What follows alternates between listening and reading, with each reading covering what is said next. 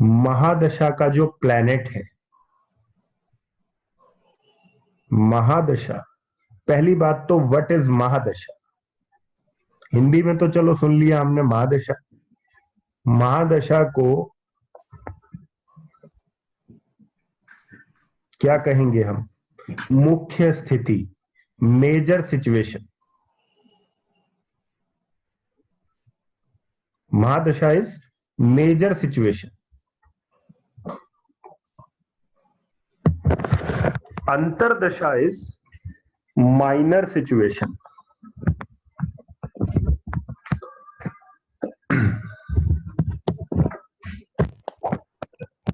प्रत्यंतर दशा इज हवा का झोंका।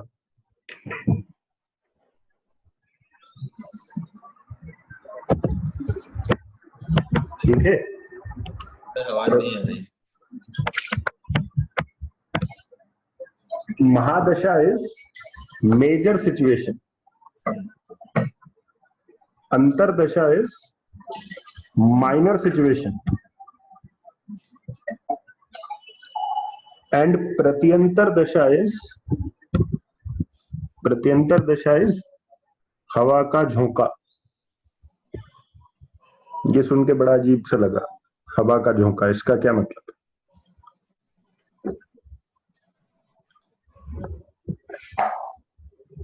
मेजर सिचुएशन समझ के तो आ गया कि भाई मेजर सिचुएशन का मतलब ये है कि भैया मोटा मोटा तो ये हाल है जो मेजर सिचुएशन है। माइनर सिचुएशन मतलब कि थोड़ा और नीचे लेवल पर ये कहानी घटित हो रही। और हवा का झोंका मतलब, हवा के झोंके की क्या खासियत होती?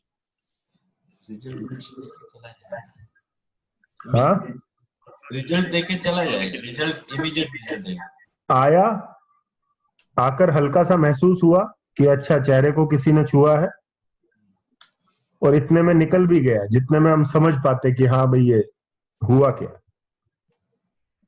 ये प्रत्यंतर दशा।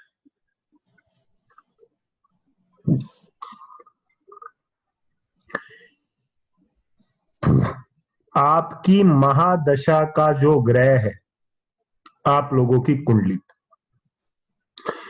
वो तय करेगा कि इस पूरी महादशा के दौरान आपको किस प्रकार के परिणामों की प्राप्ति होगी।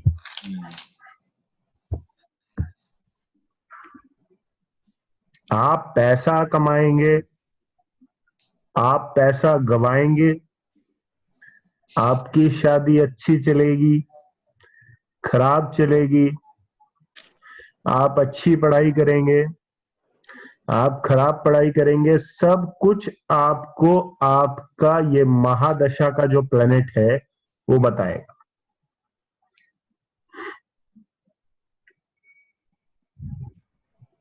अब एक एग्जाम्पल के तौर पे देखते हैं कि किस तरीके से एक महादशा को डिकोड किया जाता है और किसी एक पर्टिकुलर समय पे कौन सा हाउस आपकी जिंदगी में सबसे ज्यादा इंपॉर्टेंट बन जाता है। Which house becomes the most important house in your life at a particular time. एक व्यक्ति है जो किसी एक टाइम पर सिर्फ घर बच्चे इनके इर्द गिर्द लाइफ घूम रही थी। अचानक से वहां से हटके उसकी पूरे टाइम के लिए फुल टाइम ट्रैवलिंग स्टार्ट हो गई। उसके बाद एक समय आया कि उसने कोई रिटेल स्टोर खोला, वो रिटेल स्टोर पर बैठ गया, वहां जाके कार्य करने लगा। तो एक ही व्यक्ति के जीवन में समय समय पर उसकी प्रायोरिटीज जो है वो चेंज होती चली जाती है। और इनको चेंज करने का काम कौन करता है? इनको चेंज करने का काम करती है महादशा, which we called major situation. तो हाउ वी डिकोड अ महादशा, हाउ वी डिकोड अ महादशा, ये अब एक एग्जाम्पल में हम देखते हैं। और ये देखते हैं कि किसी एक समय पर आपके जीवन में सबसे इंपॉर्टेंट हाउस कौन सा बन जाता है। आप सब लोगों के जीवन में इस समय किसी एक हाउस ने कब्जा किया हुआ है। अगर आपने उस एक हाउस को अच्छे से समझकर उसकी यूटिलाइजेशन में आप लग गए, तो यकीन मानिए किसी टोने टोटके की, किसी तंत्र, किसी मंत्र, किसी रेमेडी, किसी चीज की आपको जरूरत नहीं पड़ेगी। आप चीजों को अपने आप समझ में ले आओ। वो हाउस क्या है वो अब हम चेक करते हैं।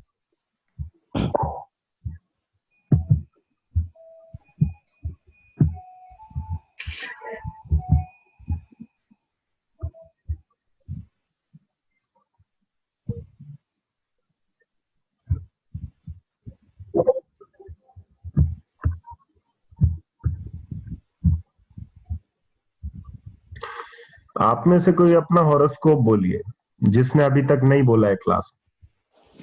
मैं बताऊं सर? लो बस। हाँ जी बताइए। 22 जनवरी 22 जनवरी 1983। 1983। दोपहर 12:55। दोपहर के या रात के? दोपहर के। सूर्य 10th हाउस में 11th हाउस में है? 10th में। 10th में, ठीक। प्लेस? उज्जैन, मध्य प्रदेश।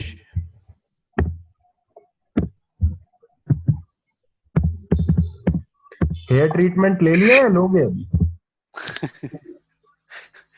प्लानिंग है सर।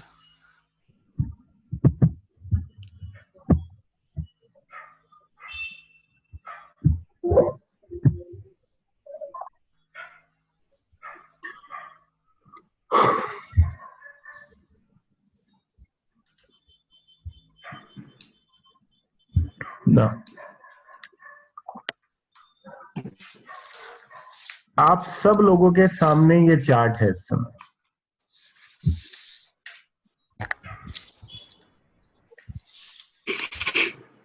आप सब लोगों के सामने इस समय एक चार्ट है।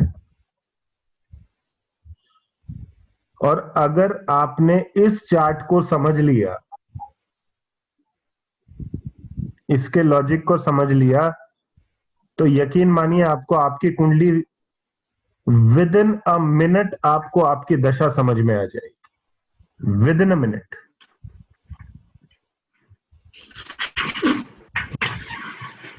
अब महादशा कौन से ग्रह की दिखाई दे रही है? अनम्यूट कर सकते हैं आप लोग, कम्युनिकेट कर सकते हैं। मून की सर। चंद्रमा की महादशा यहां पर एक्टिव है। तो आपको जो आम के पेड़ की कहानी बताई है, उसके अकॉर्डिंग यहां पर आम का पेड़ कौन है? मून है। मून। तो पेड़ हो गया मून, और आम कौन है यहां पर? वीनस। केतु। केतु। केतु है भाई, वीनस क्यों होता? और खट्टे मीठे का कौन बता रहा है? जुपिटर। जुपिटर। अब ये मून की दशा जो है, मून की दशा जो है, देखिए आप लोगों को, मेरे ख्याल आप लोगों की अभी ये सेकंड क्लास है, और सेकंड क्लास के अंदर ही आप लोग प्रिडिक्ट करेंगे अब इनको। कब से स्टार्ट हुई है मून की दशा? देखिए, चेक करिए। 2011। 2011 से मून की महादशा शुरू हुई। मून ने रिजल्ट जो दिया वो कौन से ग्रह का दिया? परिणाम केतु का। केतु कौन से घर में बैठा है? 8 में। 8th house. 8th हाउस किस चीज का है? अकल्ट का, पीड़ा का। पीड़ा का। प्रॉब्लम का है? प्रॉब्लम का है भाई। हाँ सर, प्रॉब्लम का है। प्रॉब्लम का है। लेकिन ये प्रॉब्लम आ कहां से रही है? Who is becoming the source of this problem? चंद्रमा। सर प्लेनेट से। 12th house. से 12th हाउस। 12th house. क्या समझ में आ रहा है कि चंद्रमा की दशा में क्या चल रहा होगा? क्या प्रॉब्लम आ रही है और क्यों आ रही है? सर मदर को हेल्थ इश्यूज हो रहे होंगे। मदर का हाउस तो 12th हाउस नहीं है। सर मन परेशान होगा बहुत। 8वां घर पीड़ा का है, ध्यान से सुनिए। 12वां घर खर्चे का है। 12वां घर शैया का है। शैया इज बेड। शैया is bed. 12th house is sleep. खर्चे को लेकर पीड़ा है, नींद को लेकर पीड़ा है। प्रोफेशन को लेकर भी होगी। नहीं, प्रोफेशन अभी 12th हाउस सोर्स कौन है? चंद्रमा। मून। सोर्स चंद्रमा। कौन से घर में बैठा है? 12वें घर में। 12वें घर में। यानी कि माध्यम कौन सा घर बन रहा है? Which house is becoming the माध्यम? 12वां घर। 12वां घर। यस। और which house is giving the result? 8वां घर। हाँ। 8वां घर इज प्रॉब्लम, 12वां घर इज माध्यम। तो 8th house is getting activated. 8th house is getting activated because of 12th house. 12वें घर के कारण इस व्यक्ति को 8वें घर के परिणाम मिल रहे हैं। यानी कि खर्चे को लेकर चिंता है, रात को नींद भी नहीं आ रही होगी, जिसको इंसोम्निया बोलते हैं।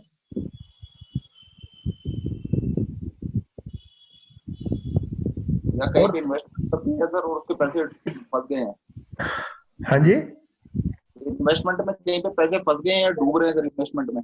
बिल्कुल, अगर इन्वेस्ट किया होगा तो कहीं ना कहीं पैसे फंसे हैं। 100% इन्वेस्ट को लेकर भी बिल्कुल ठीक पकड़ा है, सही पकड़े हैं। सर आपने बोला 12वें घर से पीड़ा आ रही है, तो आपने इसलिए बोला क्योंकि मून 12वें घर में बैठा है जो महादशा लॉर्ड भी है। मैंने सर बहुत डिस्टरबेंस है, कहीं से कोई ट्रैफिक की भी, और हवा बहुत तेज चल रही है तो बहुत डिस्टरबेंस हो रही है। हाँ, मेरे पास से तो बिल्कुल नहीं है मेरे ख्याल। क्यों? यहाँ सर डिस्टर्बेंस तो आ रहा है। अच्छा, चलिए कोई नहीं, आप एक काम करिए, आप सभी लोग एक बार म्यूट कर दीजिए।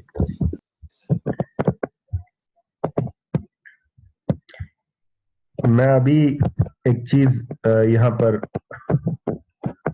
बता रहा हूं।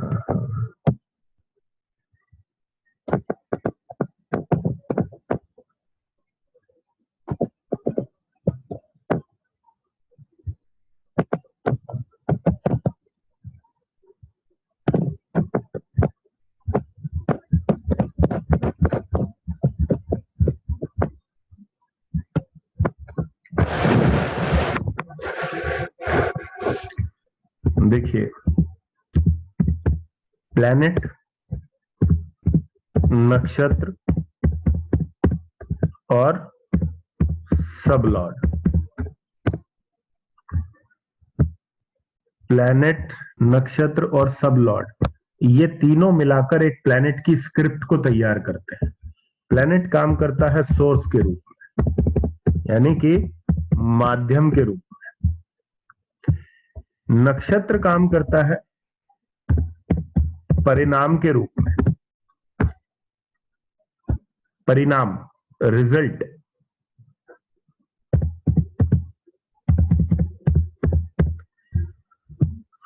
और सबलॉर्ड जो है वो है टेस्ट ऑफ रिजल्ट।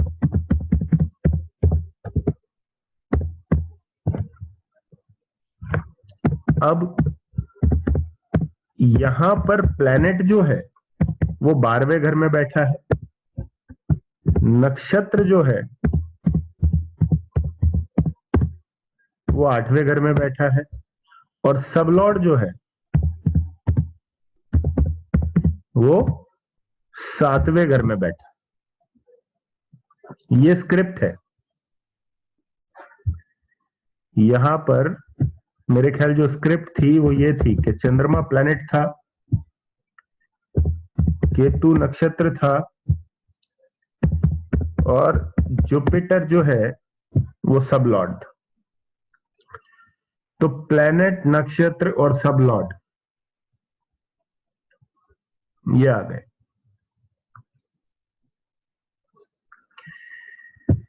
अब सवाल ये उठता है कि ये एक महादशा ग्रह है, ये महादशा प्लैनेट है। हम थोड़ी देर के लिए ये मान के चलते हैं कि सभी लोगों की दशा इस समय ये प्लैनेट की चल रही। तो परिणाम को आप नक्षत्र से देखते हैं। You check the results through nakshatra. Now in this case nakshatra lord is Ketu and Ketu is sitting in 8th house. So results are of 8th house. 8वें घर के परिणाम आ रहे हैं। कैसे आ रहे हैं? For what reason they are coming? भाई किसी आदमी को कोई पीड़ा हो रही है तो उस पीड़ा का कोई कारण तो होगा, या तो शरीर है, या पैसा है, या आदमी खुद है, या आदमी का एटीट्यूड है, या आदमी का प्रोफेशन है, या आदमी का बिजनेस है, या आदमी की पेमेंट है। तो यहां पर जो है वो 8वें घर के परिणाम आ रहे हैं, और आ किसके थ्रू रहे हैं? 12वें घर के थ्रू। क्योंकि सोर्स जो है, सोर्स या माध्यम 12वां घर है। सोर्स या माध्यम 12वां घर है, और रिजल्ट किसके हैं? 8th हाउस के। और 7वां घर जो है वो टेस्ट है। टेस्ट है किसका? रिजल्ट का।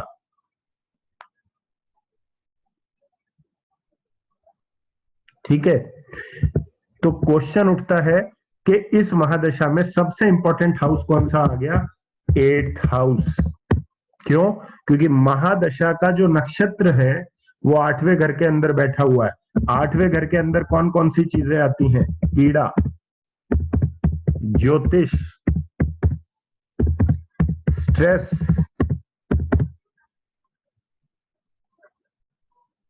टेक्नोलॉजी, इन-लॉज,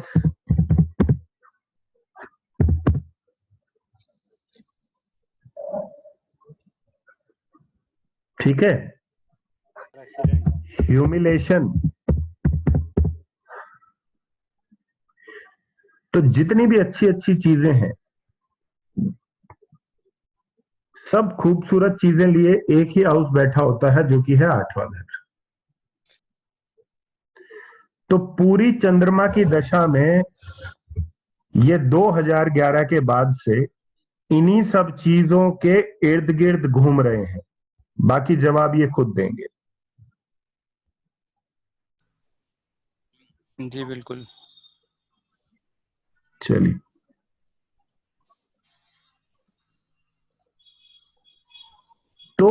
8वां घर इस व्यक्ति के लिए इस दशा में सबसे इंपॉर्टेंट हो गया। ये व्यक्ति 2011 से लेकर 2021 तक, क्योंकि 10 साल की चंद्रमा की दशा है, इस दशा से बाहर नहीं निकल पाएगा। क्यों? क्योंकि नक्षत्र जो है वो 8वें घर में है। अब चेक कर लेते हैं इससे पहले कौन सी दशा थी, ताकि उस दशा का भी थोड़ा सा वो ले ले। और ये जो दशा है जो अभी चल रही है उसके बारे में मैंने बता दिया, लेकिन अब आप लोगों को सबको लॉजिक पता है। तो आप में से कोई भी व्यक्ति अगर जो इनकी जो पहली दशा गई है, चंद्रमा से पहले कौन सी दशा आती है? सूर्य की। तो अब सूर्य की दशा इनकी क्या रही, किस तरीके के परिणाम रहे, क्यों रहे, तो ये सब चीजें आप लोग बताएंगे। तो सूर्य की जो इनकी स्क्रिप्ट है, सूर्य बैठा है 9th हाउस में, सूर्य का नक्षत्र लॉर्ड भी 9th हाउस में ही है, और शुक्र जो है वो 10th हाउस में है। तो इनका जो सूर्य है sun 9th, again sun 9th and Venus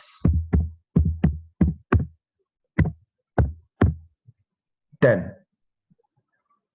इस तरीके से।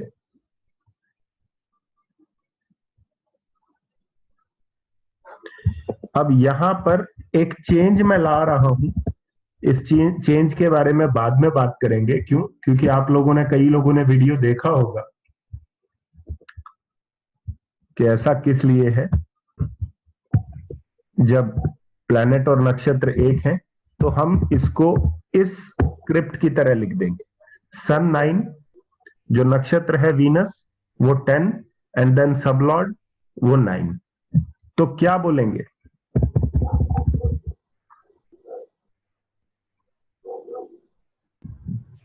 अब बताइए, सन की दशा में क्या चीजें एक्टिव रही?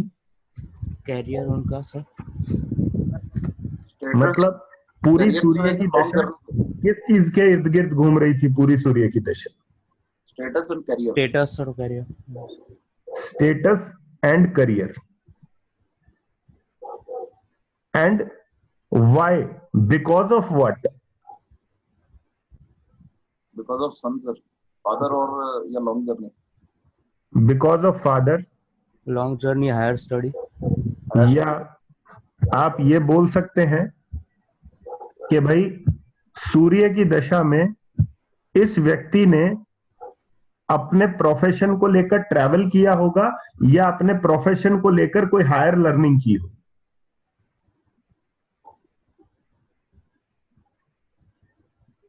या खुद की हायर नॉलेज और विजडम की वजह से इस व्यक्ति का जो स्टेटस है उसके अंदर राइज हुआ हो। तो हम ये कहेंगे कि सूर्य की महादशा जो थी वो ओवरऑल करियर एंड स्टेटस इसके इर्द गिर्द घूम रही थी।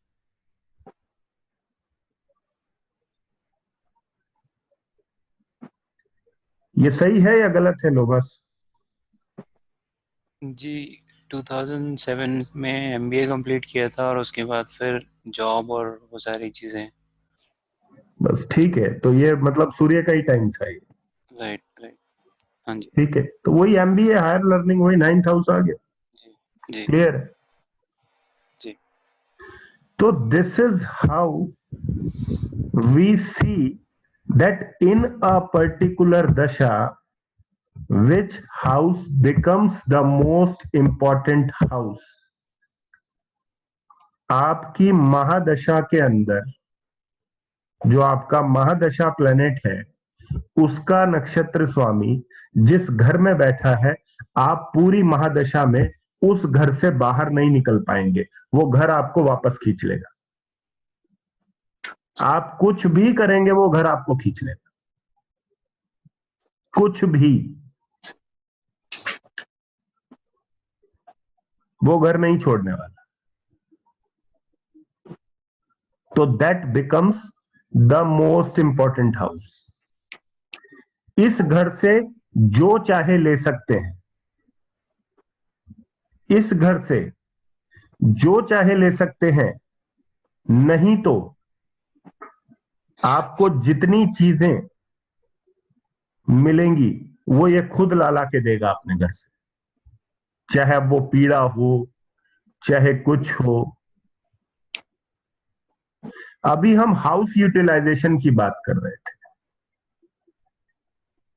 कि हाउस यूटिलाइजेशन से होता क्या है। पीड़ा का कौन सा हाउस है?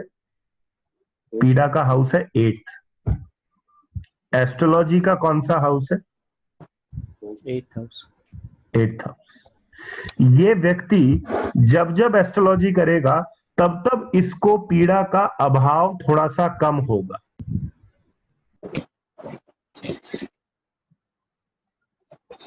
तब तब इसको पीड़ा जो है या स्ट्रेस जो है वो इसका कम होगा। वैसे ये दशा स्ट्रेस देने वाली है, वैसे ये दशा पूरा दिमाग पर स्ट्रेस डाल के रखेगी, लेकिन जब एस्ट्रोलॉजी करते हैं तो पता नहीं क्यों मजा आता है, बहुत अच्छा लगता है। कुछ ना कुछ खोजबीन करते रहना बहुत अच्छा लगता है। क्यों? क्योंकि ये सारे एट्रीब्यूट्स जो हैं वो 8th हाउस के हैं। रात रात को जाग के कुछ ना कुछ खोजबीन करते रहना अच्छा लगता है, क्योंकि नींद तो वैसे भी डिस्टर्ब रहनी है।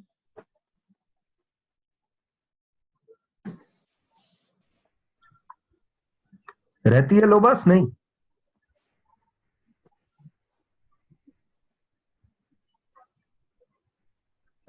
मतलब इस पीरियड से पहले कभी भी मैंने वो चीज फील नहीं की थी कि रात को नींद में आना या फिर। अच्छा, इस पीरियड में वो भी फील कर। हाँ जी। तो ठीक है, ये सब बिकॉज ऑफ चंद्र। अब ये रीड कर लिया। अब आप अपने चार्ट के अकॉर्डिंग ये बताइए कि चंद्रमा से अगली दशा जो है आपकी मंगल की आ रही है जी। तो मंगल में 7 साल के लिए आपकी जिंदगी किस चीज के इर्द गिर्द घूमेगी?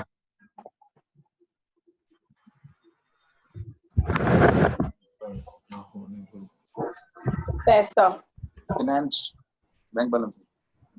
पैसा, फैमिली। पैसा एंड फैमिली, दैट्स इट। इतना ज्यादा सोचना ही नहीं। Second house. क्यों लगाए दिमाग जब फार्मूला तैयार है? तो formula is ready, all we have to do is just to work on that formula. आपके पास एक फार्मूला रेडी है। जी। आपको पता है कि मैं 7 साल इस दशा से बाहर नहीं निकल पाऊंगा, इस घर से बाहर नहीं निकल पाऊंगा। कौन सा घर? Second house.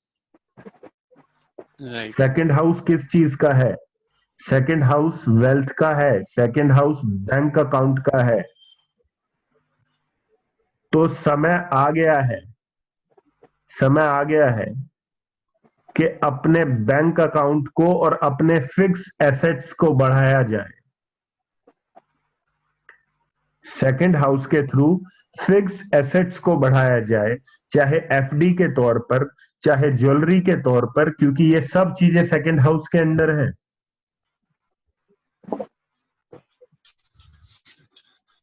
एक एस्ट्रोलॉजर पूछता है, एक एस्ट्रोलॉजर ने क्वेश्चन किया कि मेरा तो सेकंड हाउस आ रहा है,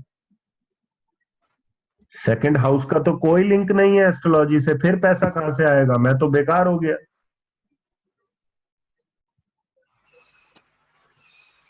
बेकार वो नहीं हुआ, लेकिन उसने उस हाउस को बेकार कर दिया, क्योंकि जब आपको हाउसेस के बारे में बताया जाता है तो आपको यह भी बताया जाता है कि जेम्स का और ज्वेलरी का जो हाउस है वो कौन सा हाउस है? Second house. Second house. तो ऐसा व्यक्ति उपायों से ज्यादा जेमस्टोन रिकमेंडेशन पे काम करना शुरू कर दे, चल जाएगा।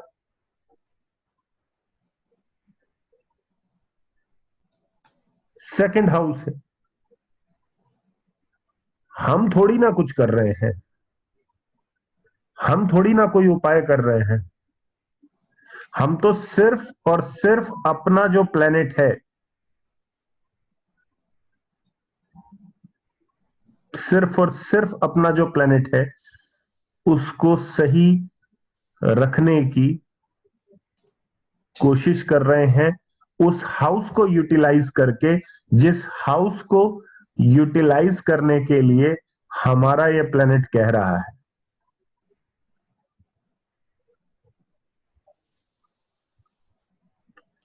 सर एक लोग सर सर एक क्वेश्चन। सर इसमें एक क्वेश्चन था। हाँ जी बताइए। सर इन दोनों महादशा में जो सबलॉर्ड रहेगा उसका हाँ हाउस 7th ही आ रहा है, तो बिल्कुल। आप एक बार वो कंपैरिजन करके एक्सप्लेन कर सकते हैं क्या कि मतलब कैसे क्वालिटी हम लोग सेग्रीगेट करेंगे मून की बिल्कुल महादशा में? हाँ, बिल्कुल। चंद्रमा ने चंद्रमा ने आपको रिजल्ट कौन से हाउस के दिए? 8th house. 8th हाउस के। अब सबलॉर्ड जो है वो 8th हाउस के रिजल्ट को या तो स्ट्रेंथ देगा या 8th हाउस के रिजल्ट को वीक कर देगा। ओके। तो यहां पे 8th हाउस को स्ट्रेंथ मिल रही है या 8th हाउस को वीकनेस आ रही है यहां पर जुपिटर के द्वारा? वीकनेस आ रही है। वीकनेस आ रही है, नेगेट कर रहा है। नेगेट हो रहा है।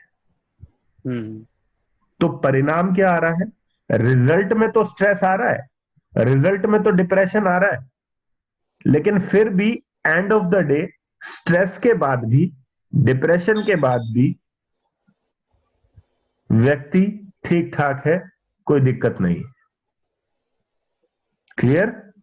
सर ये ओके। कैसे पता चला कि ये ठीक ठाक रहेगा? 7th हाउस में जो गुरु बैठा है। नहीं नहीं नहीं, आपको यहां तक पता चला ना कि भाई रिजल्ट जो है चंद्रमा के वो केतु दे रहा है 8वें घर वो से। तो बराबर है, हाँ। अब सबलॉर्ड जो है वो कौन से हाउस में बैठा है? 7th हाउस में। 7th हाउस में बैठा है। अब 7th हाउस जो है वो 8th हाउस का क्या करता है ये बताइए। हाँ, 8 से 12 है, 12वां स्थान है। तो उसने फाइनली जो 8वें घर के हमें परिणाम आ रहे थे उनको नेगेट कर दिया सब लेवल पे। करेक्ट। तो जो पीड़ा इनको आ रही थी, जो पीड़ा इनको सरफेस लेवल पर दिखाई दे रही है, वो पीड़ा आगे कंटिन्यू नहीं। नहीं तो अगर यही जुपिटर भावचलित कुंडली में 8th हाउस के अंदर बैठा होता तो यकीन मानिए चंद्रमा की दशा इनकी लाइफ की वर्स्ट दशा बन जाती। वर्स्ट। सर एक प्रश्न है। हाँ सपोज ये तो ऐसा हो गया है कि भाई ये 8 का जो 7th हाउस में जो बैठा है, 8 का 12th हाउस हो गया। अगर ये गुरु किसी और जगह पे बैठा होता तो उसका रिजल्ट किस तरह से हम वो करते? तो हम ये देखते ना हाँ? कि वो किस तरीके से, अगर 8th में बैठकर और गुरु 12th में बैठता तो भी बैड था, 4th में बैठता तो भी बैड था, लेकिन अगर 2nd में बैठता तो परेशानी के बावजूद भी पैसा, 6th में बैठता तो परेशानी के बाद भी पेमेंट आती, बराबर। 10th में बैठता तो परेशानी के बाद भी स्टेटस मेंटेन रहता, 11th में बैठता तो परेशानी के बाद भी गेन्स रहते। तो आप एक चीज को समझ लीजिए, आपको रिजल्ट मिलने हैं हमेशा नक्षत्र के ही, लेकिन सबलॉर्ड जो है उन रिजल्ट को मेंटेन करेगा। अब अगर कोई खराब घर आ गया नक्षत्र लेवल पर अगर कोई खराब घर नक्षत्र लेवल पर आ गया तो आप क्या चाहेंगे कि वो घर जो खराब हुआ है वो मेंटेन रहे या वो खराब हो जाए, जो खराब घर है? खराब हो जाए। मेंटेन रहे सर, ऐसा मेंटेन रहे। आप फिर से सुनिए मेरे क्वेश्चन को, मैंने क्या बोला। आप खराबी जो नक्षत्र लेवल पर आपके खराबी जनरेट हुई है, आप उस खराबी को स्ट्रेंथ देना चाहेंगे या चाहेंगे कि वो खराबी जो है वो वीक पड़ जाए? वीक पड़ जाए। अब कोई भी हाउस वीक कैसे पड़ेगा? जब वो नेगेट हो जाएगा। राइट। क्लियर है? यस। कोई भी हाउस वीक कैसे पड़ेगा? जब वो नेगेट हो जाएगा। तो 8वां हाउस जो है वो आपको हर तरीके की पीड़ा देता है, और 8वें हाउस को नेगेट कौन करता है? 7th house. 7th house. तो चंद्रमा की दशा में तमाम दिक्कतों के बावजूद भी, परेशानियों के बावजूद भी, स्ट्रेस के बावजूद भी, ये आदमी यहाँ पर सही सलामत बैठ के इस टाइम पे एस्ट्रोलॉजी पढ़ रहा है और उसका दिमाग काम कर रहा है। अगर यही जुपिटर 7th में ना बैठ के 8th में बैठ जाता तो खराबी को स्ट्रेंथ मिलती या खराबी वीक पड़ जाती? ये बताइए। स्ट्रेंथ मिलती। तो स्ट्रेंथ मिलने का मतलब क्या था कि एक व्यक्ति है जो एक बंदूक लेकर आपके सामने आ रहा है, और जुपिटर 8th में बैठने का मतलब ये होता कि जो व्यक्ति बंदूक लेके आया है, गोलियां अपने घर छोड़ाया, और उसको आपने अपनी जेब से ही गोलियां निकाल के बोला, अरे यार क्या दिक्कत है, वापस घर क्यों जा रहा है, ये पकड़ना है गोलियां, डाल इसमें लोड कर और चला दे मेरे पे। क्लियर हो गई? ठीक है। अब ये तो हो गया प्लैनेट, नक्षत्र और सब लॉर्ड का काम। इसको आराम से अपने सब लोग अपनी अपनी कुंडलियों में लगाएंगे, और लगाने के बाद थोड़ा थोड़ा देखेंगे बीच बीच में, एस्ट्रो वास्तु के बीच में कभी कभी आपके कुछ एस्ट्रोलॉजिकल क्वेश्चंस है वो मैं क्लियर करता रहूंगा, ताकि आप लोगों को थोड़ी अंडरस्टैंडिंग जो है वो बनी रहे। ठीक है, तो हाँ जी मोनिका जी पूछिए, आप कुछ प्रश्न करना चाह रहे थे बीच में, बताइए। सर जैसे इनकी जो मून की दशा चल रही है, अगर उसमें ये 2, 6, 10, 11 होता और सब लॉर्ड लेवल पर ये 5, 8, 12 होता या 6, 8, 12 होता, फिर क्या रिजल्ट होता सर? चलो मोनिका जी, मैं 2 मिनट के अंदर आपकी ये सारी ये जो 2, 6, 10, 11 ये सब क्लियर कर देता हूँ। अभी 2 मिनट दीजिए।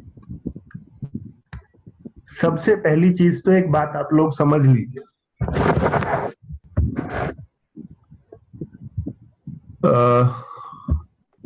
चार्ट कहाँ गया भाई?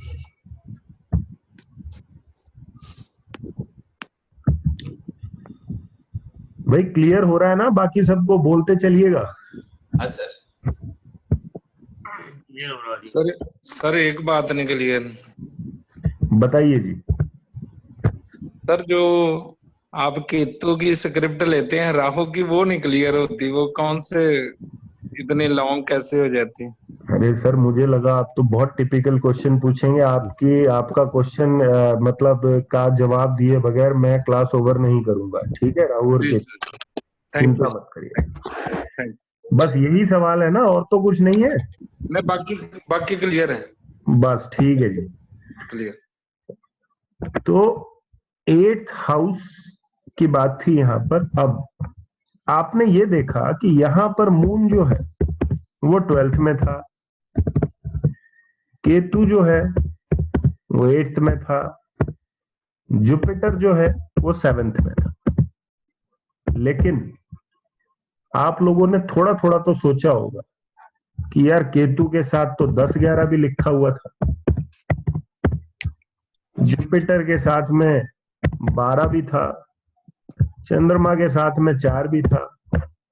तो मैंने यहां पर सीधे सीधे 12, 8 और 7 इन्हीं को ही तवज्जो क्यों दी? हाउसेस तो और भी हैं, मैंने इन्हीं को ही क्यों पकड़ा?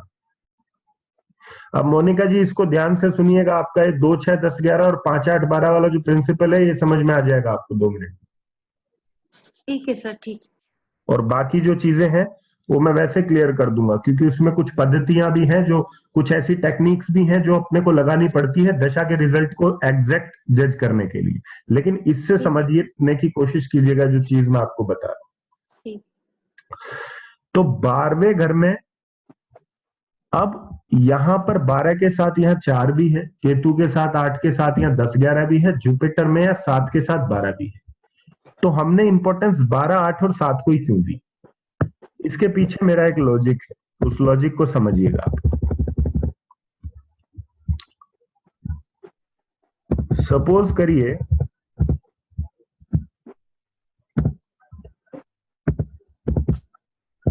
ये मेरी कुंडली है और मेरी कुंडली के अंदर ये जो मेरे तीनों प्लैनेट हैं इनके पास अपने अपने मकान हैं। मून के पास एक 4 नंबर मकान है और एक 12 नंबर मकान है।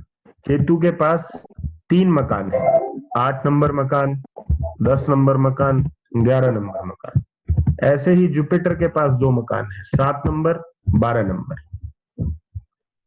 अब मेरे को आप लोग एक बात बताइए, क्या एक व्यक्ति एक समय में 2 मकानों में रह सकता है क्या? नहीं रह सकता। नहीं। अब आप सब लोग मेरे को जवाब दीजिए। सपोज करिए आपके पास 2 मकान है, एक दिल्ली में एक मुंबई में, आप सबके पास। आप दिल्ली का मकान आपका खाली पड़ा है और मुंबई के मकान में आप सब लोग रह रहे हैं, तो आपका कंट्रोल कहां पर है? मुंबई में। मुंबई में है ना? करेक्ट जी। दिल्ली में कंट्रोल क्या रहा? दिल्ली में तो आपको पता ही नहीं है क्या हो रहा है। कोई कब्जा करके बैठा है या फिर कोई उस पे किसी तरह के और बैड इफेक्ट्स क्रिएट कर रहा है, या उस पर मकान पर कोई गोलियां चला रहा है, या कोई उसके अगेंस्ट में कोई कॉन्स्पिरेसी प्लान कर रहा है, उसका क्या पता आपको। लेकिन जहां आप बैठे हुए, जिस घर में आप बैठे हुए, उस घर में अगर कोई घंटी भी बजेगी या कोई आहट भी होगी तो आप तुरंत एक्टिव हो जाओगे और तुरंत एक्शन में आके उस घर को प्रिवेंट करने की कोशिश करोगे। तो आप लोगों को अब ये समझ में आया कि 4 12 होते हुए भी, 8 10 11 होते हुए भी, जुपिटर 7 12 होते हुए भी मैंने 12 8 और 7 को ही क्यों लिखा? तो मतलब उसी के हाउस में ही, इसलिए क्योंकि वो वहां बैठे हैं इसलिए। अब ये मोनिका जी ने एक सवाल किया कि जब हम कॉम्बिनेशंस को रीड करते हैं कि भाई किसी की कुंडली 2 6 10 11 जैसा कॉम्बिनेशन दे रही है, उसके बाद भी बंदे की दशा जो है वो बहुत खराब चली जाती है, क्यों? उसका कारण है, मान लीजिए मून है,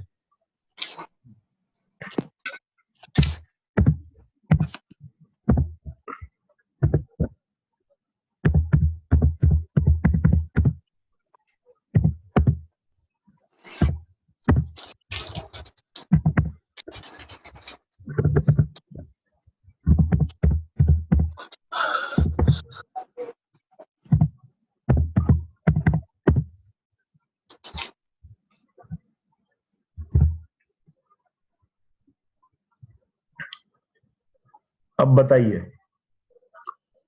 ये कैसी लग रही है चंद्रमा की दशा देखने में, पैसे के हिसाब से, सब चीजों के हिसाब से? अच्छी लग रही है देखने को। अच्छी लग रही है ना? बिल्कुल। मोनिका जी क्या बोलेंगे, आपके जो नाड़ी है उसके हिसाब से, जो आपने नाड़ी की है उसके अकॉर्डिंग क्या कहेंगे आप इस दशा को?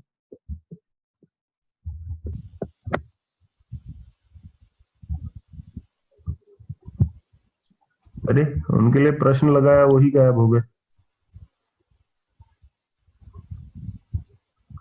ठीक है, कोई नहीं, रिकॉर्डिंग चल रही है, रिकॉर्डिंग दे देंगे उनको। सर एक प्रश्न है। अभी मैं प्रश्न आपका लेता हूं, पहले इसको थोड़ा सा क्लियर कर दें। अब मान लीजिए 2 लोगों की कुंडली में चंद्रमा की बिल्कुल यही स्क्रिप्ट है, बिल्कुल यही स्क्रिप्ट दो लोगों की कुंडली में चंद्रमा की है। एक है ए और एक है बी, लेकिन उसके बाद भी जो ए है वो बहुत बढ़िया पैसे कमा रहा है और बी चंद्रमा की दशा में खराब हो गया। क्यों भाई? बी ने ऐसा क्या पाप किया? सर प्लेसमेंट के हिसाब से ऐसा होगा। बी ने पाप किया प्लेसमेंट का। अब जो ए है उसका चंद्रमा 10, जुपिटर 6 और सैटर्न जो है वो 11 में बैठा है। स्क्रिप्ट वही है। और जो बी है उसका चंद्रमा 8,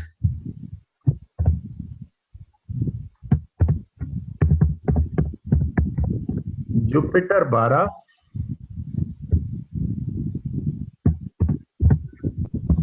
और सैटर्न जो है वो 8th में बैठा है।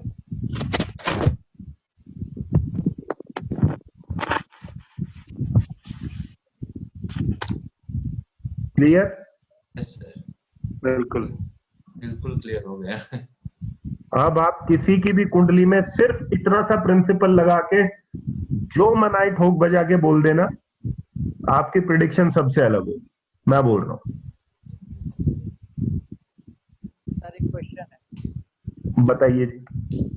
सर जैसे आपने पोजीशन का रूल लिया, ऐसे ही उस पोजीशन को जुपिटर 7th हाउस में बैठा है, वहाँ हाँ करेंगे क्या? क्या क्या क्या जी, फिर से पूछिए।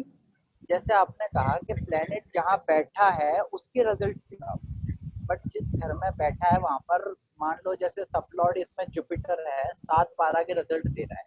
हाँ। 7वें घर में बैठा है, बट 7वें घर में राशि मकर आ रही है जहाँ पर जुपिटर नीच का हो जाता है। तो देखते नहीं है। और नहीं नहीं नहीं नहीं, यहाँ सर आप उच्च नीच को बिल्कुल हटा दीजिए। हाँ सर, वही कंफर्म कर रहा था। ना ना, यहाँ कोई उच्च नहीं है, कोई नीच नहीं है। यहाँ तो सीधे सीधे ये है भैया, हाउस को क्या स्ट्रेंथ मिल रही है, कौन से रिजल्ट आ रहे हैं, किस माध्यम से आ रहे हैं। अब चक्कर क्या है, ऐसा नहीं है, ऐसा बिल्कुल भी नहीं है कि जो यहाँ पर 10-11 थे या फिर जो जुपिटर के साथ 2-6 थे या फिर चंद्रमा के साथ 10 था, वो बिल्कुल स्ट्रेंथ में नहीं है या बिल्कुल काम नहीं करेगा, ऐसा नहीं है भाई। आप के पास 2 घर थे, एक दिल्ली का एक मुंबई का। आपका कंट्रोल पूरी तरीके से मुंबई के घर में है, लेकिन रजिस्ट्री तो आपके पास दिल्ली के घर की भी है ना भाई। थोड़ा तो इफेक्ट दिल्ली का घर भी देगा ना, क्योंकि कहीं ना कहीं है तो आपसे ही जुड़ा हुआ, लीगली तो आप ही ओनर हो। तो ये हाउसेस भी काम करेंगे, लेकिन ये इनको ओवर रूल नहीं कर पाएंगे, ये इनको ओवर रूल नहीं कर पाए। ठीक है, तो ये कंसेप्ट जो है, ये कंसेप्ट क्लियर हो गया? बिल्कुल बिल्कुल। ठीक है। अब